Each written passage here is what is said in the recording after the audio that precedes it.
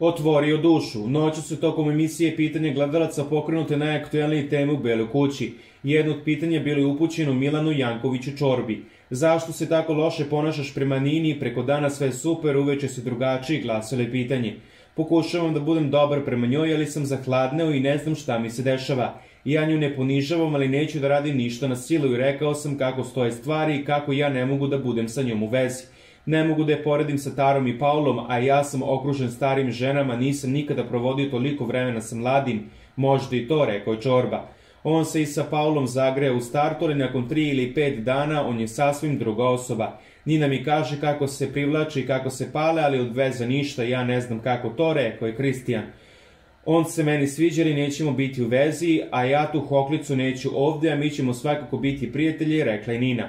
Kako vreme odmiče, meni je bolje da budem nego da budem kao Mina i Car na tom nekom nivou, a što se tiče hoklice, ima i toga i stalo mi je. Sa Sandrom kada pričam imam neku blokadu, morat ću to da ispitam, dodao je Čorb.